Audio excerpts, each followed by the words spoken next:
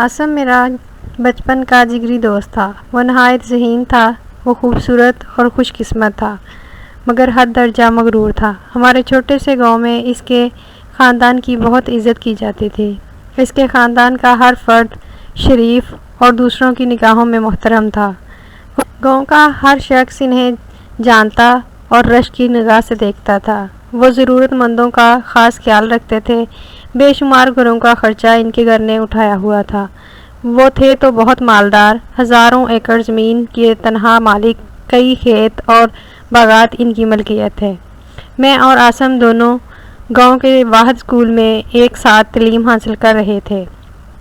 School का हर फर्द हम दोनों का एहतराम करता था। तमाम उस्ताज़ा आसम से बहुत प्यार करते थे।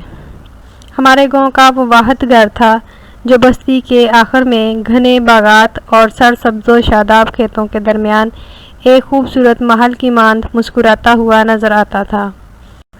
इसके पीछे एक नहर बहती थी। हमारी तालीम भी बहुत अच्छी चल रही थी।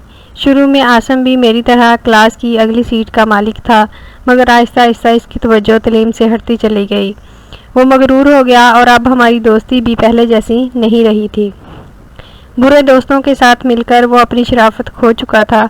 बड़े होने के साथ साथ इसके दिल में उस्ताज़ा का एहतराम भी ख़त्म हो गया था। ख़ानदान पर गरूर और अपने माल पर घुमंड करना इसकी आदत बन चुकी थी। इसकी बुरी आदतें सब पर ज़ाहिर होना शुरू हो गई थीं, मगर इससे मेरे ताल्लुकात बदस्तूर कायम रहे। जब कभी मैं इसे नसीहत करता वो बुरा मान जाता। इसके बावजूद मैं बराबर इसे नसीहत करता रहता। कई उस्ताज़ा इसे सुधारने की कोशिश करते रहे, मगर बेसूद।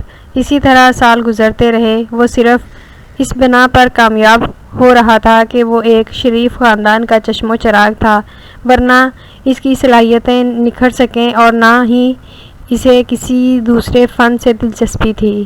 कहते हैं कि वक्त हमेशा एक सा नहीं रहता, और ऐसा ही कुछ आसम के साथ हुआ।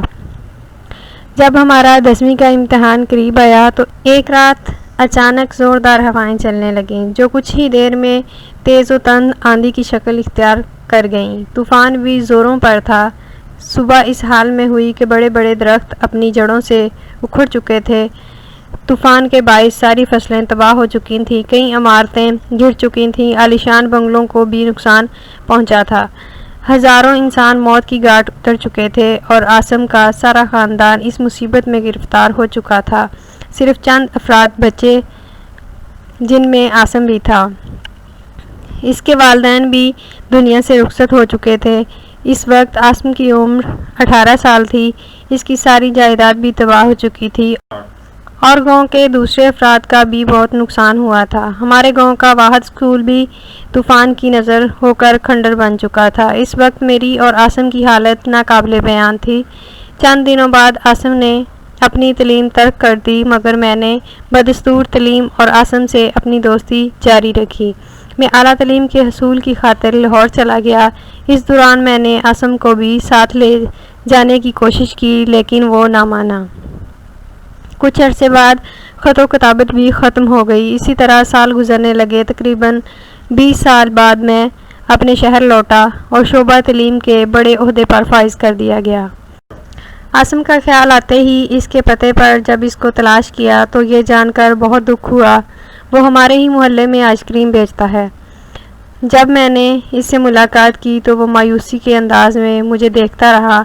कुछ देर बचपन की याद ताज़ा करने के बाद जब मैं रुखसत हो रहा था तो वो एक हाथ बढ़ाकर कहने लगा, यार पास कुछ पैसे हों तो मेरी मदद करते जाओ। इसका ये हाल देखकर मुझे बहुत अफसोस हुआ, मगर ये सब इसकी अपनी गलतियों का नतीजा था। बच्चों, आसम की कहानी से हमें ये इबरत मिलती है कि कभी भी अपने बड़ों की नाफरमानी ना करें।